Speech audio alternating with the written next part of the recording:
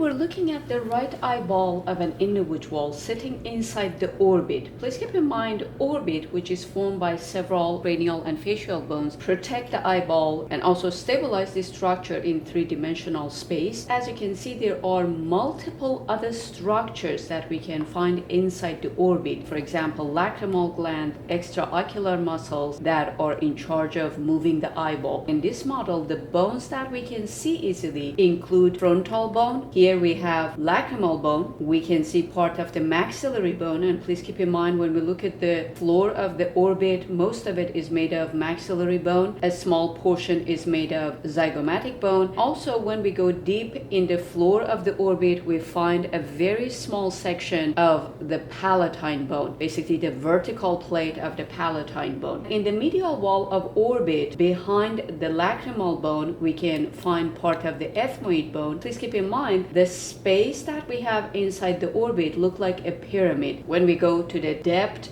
or the apex of this pyramidal space, we can find portions of sphenoid bone. And then the next thing that I would like you to pay attention would be the presence of this almond-shaped gland, which is lacrimal gland. This is the gland that produces lacrimal fluid, or we can say tear. In a separate video, I'm going to walk you through lacrimal apparatus, which would be all the structures that are involved in the production and flow of lacrimal fluid. But for now, let's make it short and say when lacrimal fluid is released, this fluid flows and washes the surface of the eye, lubricate the area, and when we get to this depression, which is called lacrimal fossa in lacrimal bone, we find this structure which is lacrimal sac. This is the place that lacrimal fluid gets in, and we know eventually this fluid is going to flow down and be released inside the nasal cavity. One thing that is missing in this model would be a thick layer of fat tissue that is called periorbital fat. Clearly, having a thick layer of fat tissue around the eyeball is mostly for protecting this delicate structure. In a separate video, I'm going to walk you through the actions of these extraocular muscles. For now, I would like you to pay attention that all these extraocular muscles are attached to the white portion of the eye, which is called sclera. These extraocular muscles are highly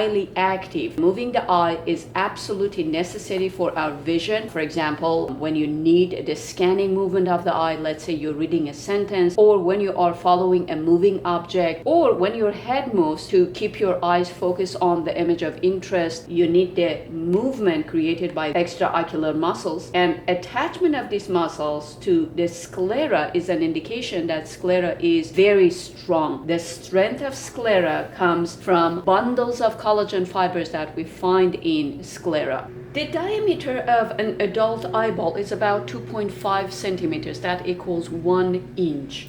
And as you can see, when we go behind the eyeball, we can see the optic nerve. This is the cranial nerve number 2. That's the one that sends visual signals to the brain. So inside this pyramidal space, the orbit, when we move toward the apex, we should find some openings. One of them would be the optic canal. That's exactly the exit of the optic nerve from orbital cavity into the cranial cavity. In general, the eyeball is made of 3 layers. We call them 3 tunics that form the eyeball. We have outer tunic, which right now we can actually see the outer tunic. Here we're looking at a section of the eyeball to identify the 3 tunics. That would be the outer tunic, which is called fibrous tunic. Recall when we say fibrous, we mean a layer that is extremely strong, mostly due to the presence of collagen bundles. The middle tunic is called vascular tunic. Clearly, this is the one that is highly vascularized, and one of its function would be nourishing the structures that form the eyeball. And the inner tunic is the nervous tunic. That's actually retina. Retina lines about 3/4 of the posterior wall of the eyeball. Those receptors that are sensitive to light, and they are stimulated when they receive light rays, and eventually start the process of converting light rays ultimately into electricity, so the electricity can travel through optic nerve and get to the brain, are located inside the retina. And as you can see in retina, we have these blood vessels, And something very interesting is that retina is the only place in human body that by using ophthalmoscope we can examine and view these blood vessels and find out about the pathological changes that happens in these blood vessels, for example in some diseases such as hypertension, diabetes mellitus and such. So studying and examining these blood vessels through ophthalmoscope, which as you know is an instrument that is used to see the inside of the eyeball, is possible. So one by one we go through fibrous tunic, vascular tunic and nervous tunic. Two structures form the fibrous tunic of the eyeball. One would be the white portion of the eyeball, which is sclera, and the other one would be this transparent structure, which is cornea. So cornea and sclera together form the fibrous tunic of the eyeball. Both are extremely strong, as I mentioned, due to the presence of bundles of collagen that they have. However, we know that only cornea is transparent. And let's pay attention that cornea is a coat that also has a curve, and that allows cornea to have a very strong focusing power. In general, when light from, let's say, an image of interest gets to the eyeball, some structures that are forming the eyeball are responsible to focus that light from that object on a specific part of retina. That part of retina, which I'm going to show you later, is the part of retina that gives us the highest resolution. Basically, we can see sharply and clearly. And one of the structures that has the focusing power is cornea. In general, two main structures in eyeball have the focusing power. One would be cornea, and the other one would be lens, which is inside the eyeball. And again, when we get inside the eyeball, I show you the lens. When we think about lens and cornea, it's interesting that 75% of the focusing power that we're talking about belongs to cornea, and only 25% belongs to the lens. So that emphasizes, the percentage emphasizes how important is the role of cornea in focusing the light. And following physics law, we know that when light passes from a medium, for example air, into another medium that has a different density, for example cornea, light bends. We call that light refraction. So in a simple way, in this video, I refer to the light refraction as focusing the light. But that's basically when light bends as soon as it enters, for example, cornea, and later we talk about lens. The outer part of cornea is lined by non-keratinized stratified squamous epithelium. That should make sense that we need to have a multiple layer epithelium here, because clearly when we have, for example, blinking, moving our eyelids, we experience friction here, even though we have some lacrimal fluid that lubricates the area. And having a multiple layer epithelium is essential. In case we lose a couple of layers of cells, still we have multiple layers left. The central part of cornea is full of fibroblasts. Recall, those are connective tissue cells that build the protein fibers such as collagen. And also the central part is full of collagen fibers. The inner surface of cornea, which faces basically the inside of the eyeball, is lined by simple squamous epithelium, one layer of flat cell. Clearly, having one layer of flat epithelial cell is sufficient because in the inner surface of cornea, we're experiencing minimal friction. When we're looking at the eye of an individual, we just see about 1/6 of the eyeball through palpebral fissure. When we say palpebral fissure, we mean the space that we have between the two eyelids when the eye is open. So we just see a very small portion of the eyeball. As I mentioned, about 1/6 of their eyeball. But clearly, one of those structures that would be visible to us would be cornea. It is important to note that the outer surface of cornea and central part of cornea both receive oxygen from atmosphere. Why this is so important? If you're using contact lens, clearly your contact lens is covering your cornea, and you should make sure that your contact lens is permeable to oxygen. Oxygen molecules can diffuse through your contact lens and reach cornea. Sclera is not transparent. It's full of fibroblast and collagen bundles. The presence of numerous numbers of collagen bundles make sclera such a strong structure that can handle all the pulling forces generated by these extraocular muscles. However, we know that light does not pass through sclera. After learning about fibrous tunic, which would be sclera and cornea, we move on to vascular tunic. First, I start with this section of vascular tunic that covers most of the inside of sclera, and we refer to this as choroid. Please keep in mind, even though in this model we see choroid a dark red color, the choroid of human eyeball is actually black because of the presence of lots of melanocytes that produce a very high amount of melanin. We know melanin granules are great in absorbing light. Why we need to have choroid as a layer to absorb light? To prevent scattering and reflection of the light. Imagine when light is focused by cornea and lens and eventually gets here, we don't want light to keep reflecting inside the eyeball. That's why choroid must have a very high amount of melanin to absorb the light, and light finally has the opportunity to stimulate those photoreceptors that we have in retina. Choroid is highly vascularized, so clearly this is a layer that is going to nourish retina. And when we follow choroid and move anteriorly, eventually we end up with another part of vascular tunic, which is called ciliary body. So that would be the ciliary body. In ciliary body, we have some projections right here. We call these projections ciliary processes. These projections are facing toward lens. So here we have the ciliary body, here we have the ciliary processes, and the ciliary processes, as I explained, are protruded toward the lens. So that would be the lens, a transparent structure that we have inside the eyeball. Attached to these ciliary processes, we have some very thin fibers that we call them either suspensory ligaments or zonular fibers.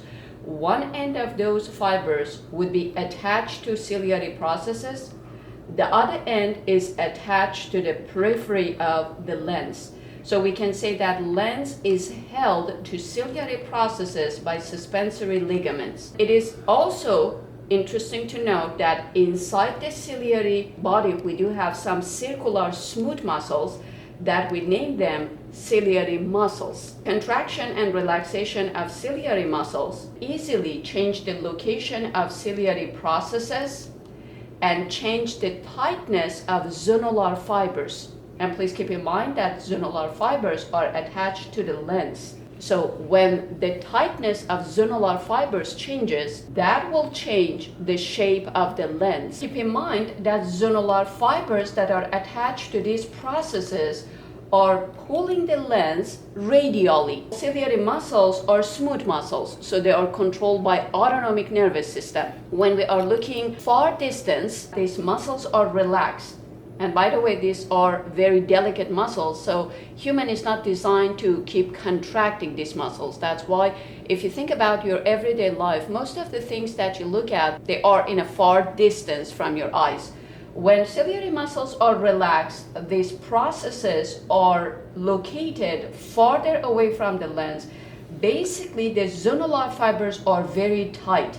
They are pulling the lens radially, in radial direction. And lens tend to be thinner, less curved. But the moment that we start looking at a near object, that's the time that some of the parasympathetic axons that run through oculomotor nerve would be cranial nerve number 3, fire signal to stimulate the ciliary muscles. So you look at a near object, ciliary muscles contract. When ciliary muscles contract, they push these ciliary processes toward the lens. So zonular fibers are going to be less tight. We can say that they become slightly loose. Lens becomes thicker, more curved, which that allows lens to have more focusing power and focus the light from that near object on that spot of the retina that we need for clear vision. As I mentioned, we are not designed to keep looking at near objects, and those of us who have occupations that we have to keep looking at a near object, obviously it is recommended to not exhaust these ciliary muscles. We use magnifying glasses. So that hopefully helps you to remember when is the moment that ciliary muscles contract, when we're looking at near objects. Aside from ciliary muscles and ciliary processes, when we analyze the ciliary body, we find some capillaries. We call these blood capillaries ciliary capillaries, and we see that in ciliary capillaries we have filtration of blood. Recall, when we say blood is filtered, we mean part of the plasma, water and solutes, would be pushed out of the blood capillaries. So imagine in the blood capillaries that we have here, plasma is pushed out, part of it, and then that fluid that originates from blood gets inside this space. The space that we have between cornea and lens is called anterior cavity or anterior segment of the eyeball. Location of the lens divide the inside of the eyeball into two cavities. The anterior cavity is between cornea and lens. The posterior cavity is between lens and retina. The watery fluid that is produced by filtration of blood in ciliary capillaries and enters the anterior cavity is called aqueous humor.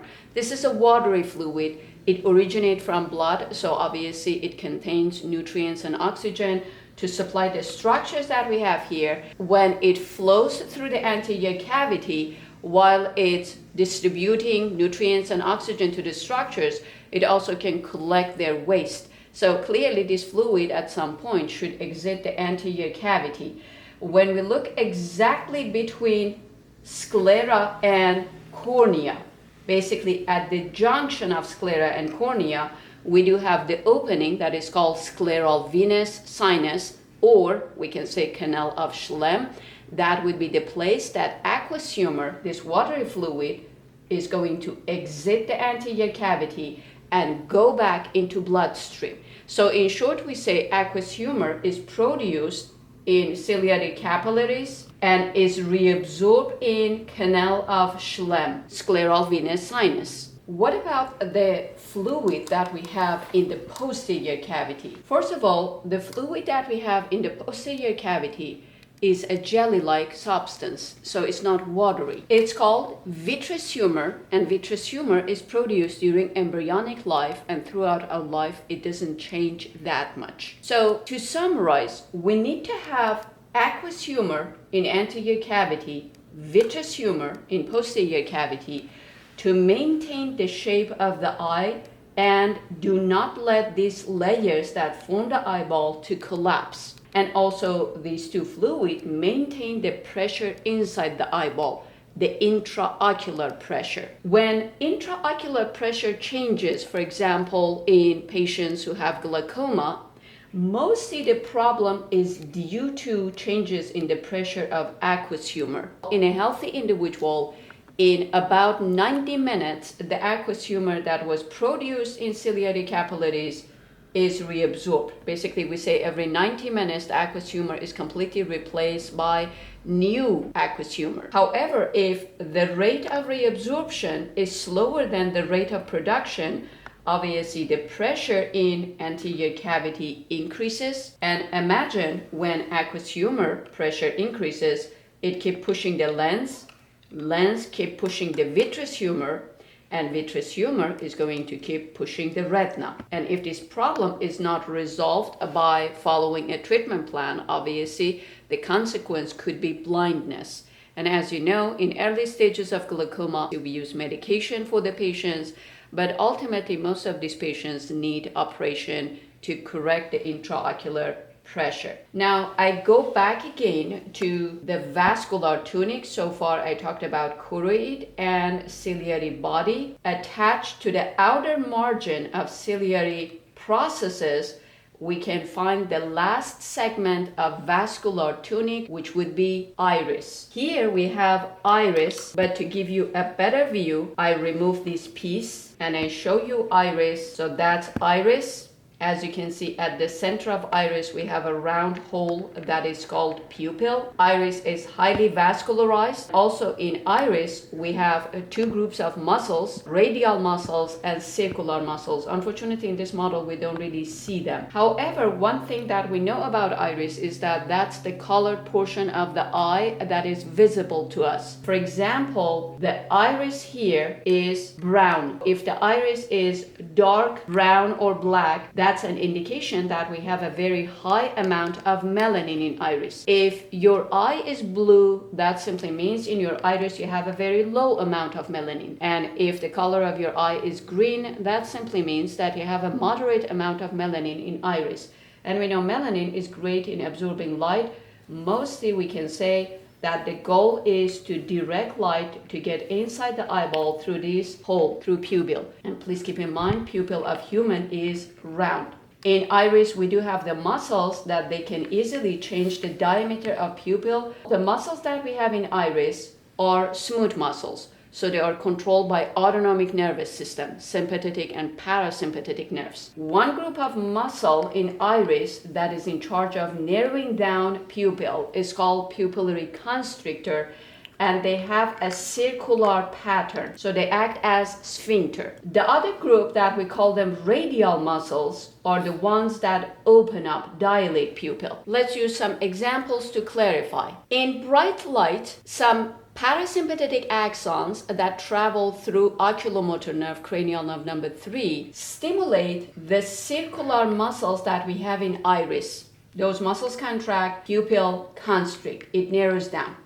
In dim light, some sympathetic nerves fire signal and stimulate the radial muscles, and as soon as radial muscles contract and become short, they dilate, they open up pupil. So we can say dilation of pupil is a sympathetic reflex, but constriction of pupil is a parasympathetic reflex.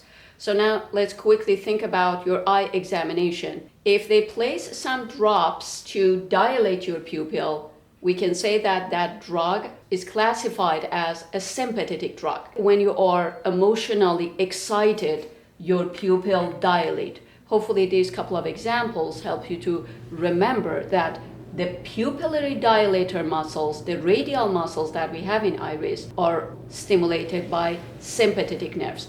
And the pupillary constrictor muscles, the circular muscles, are stimulated by parasympathetic division. In general, when you look at the pupil of someone, it appears dark because it shows the dark area that we have inside the eyeball. But if bright light is directed into pupil, it appears red simply because of the blood vessels that we have on the surface of retina. So that explains why in photographs sometimes the pupil of individuals appear red.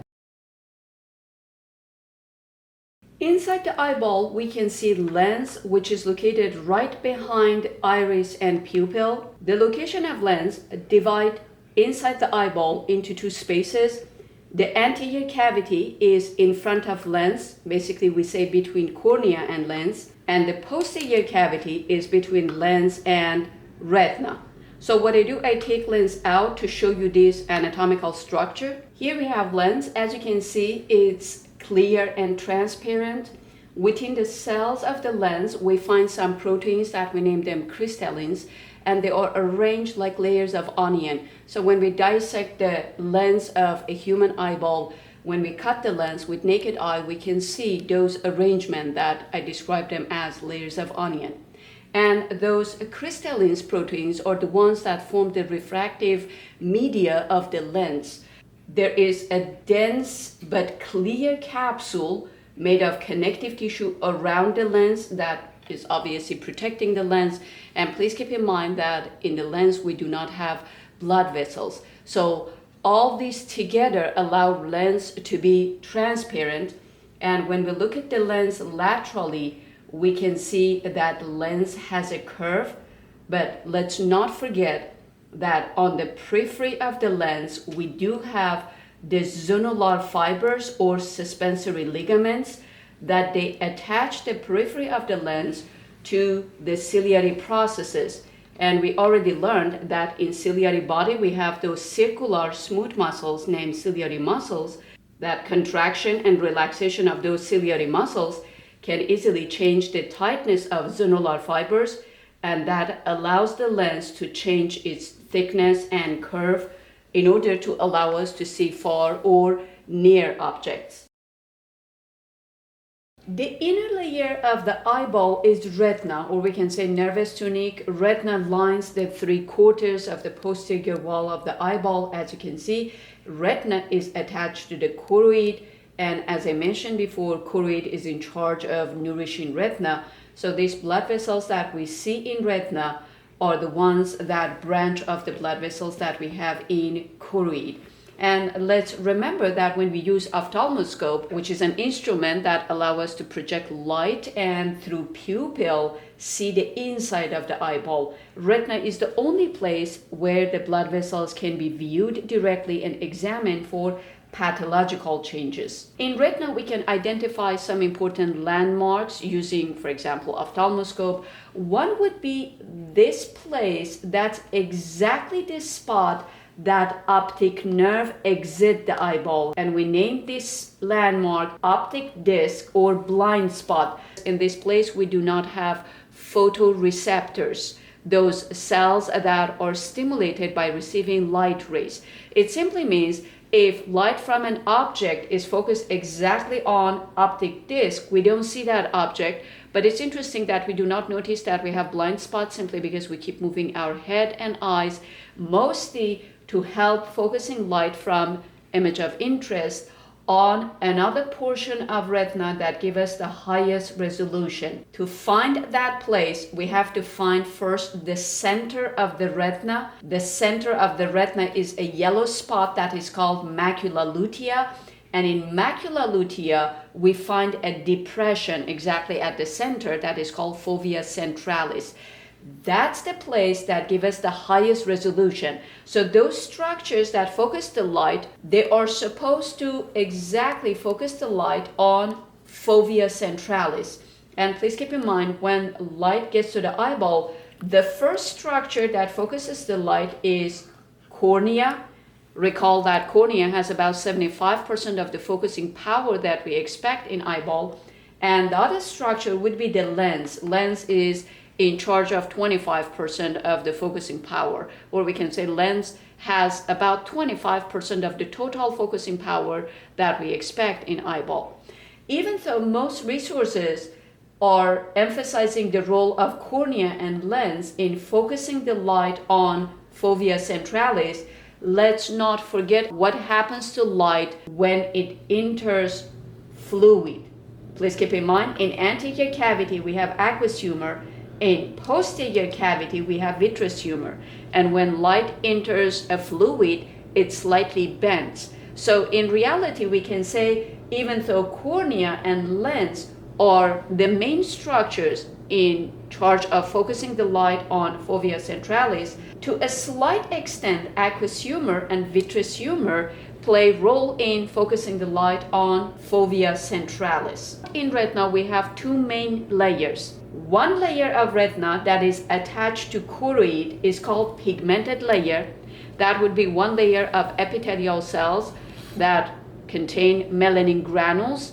So the moment that we say pigmented layer of retina contains melanin granule, clearly that means that the pigmented layer of retina is in charge of absorbing light. So when light gets to the posterior wall of eyeball, two layers absorb light and prevent reflection and scattering of the light inside the eyeball. One would be choroid, which is part of the vascular tunic, and the other one would be pigmented layer of retina. And here we can see pigmented layer of retina. That's one main layer of retina. The other layer of retina, which is called neural layer of retina, is made of three distinct layers of cells. The first layer in neural layer is called photoreceptor layer. Clearly here we have those cells that are very sensitive to light rays. When they receive light, They start the process of ultimately converting light rays into electrical impulses. In photoreceptor layer, we identified two groups of cells, rods and cones. In photoreceptor layer of retina of each eyeball, we have about 6 million cones and 120 million rods. Rods are the ones that allow us to see in dim light. So basically, using the rods, we can see only black, white, and all shades of gray in between. Cones are the ones that produce color vision. Brighter lights stimulate cones. So to see color, obviously, we need to have sufficient amount of light. We have three types of cones: blue cones, green cones, and red cones. When we say someone is colorblind, for example, the person cannot identify red colors, that simply means that in the photoreceptor layer of the retina of that individual,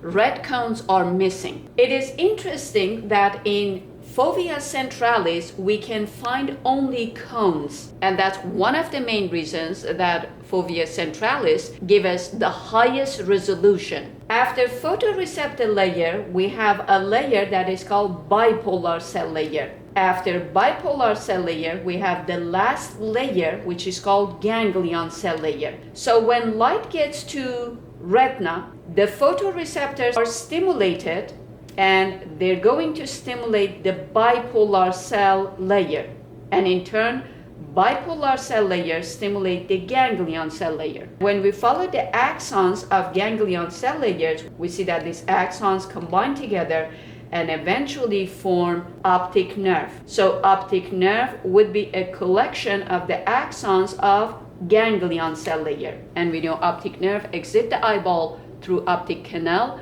enters the cranial cavity, and ultimately these visual signals should get to our cerebral cortex, simply because the visual areas that contain the neurons that analyze the visual signals and allow us to perceive what we see are located in the cerebral cortex. Hope you find this helpful.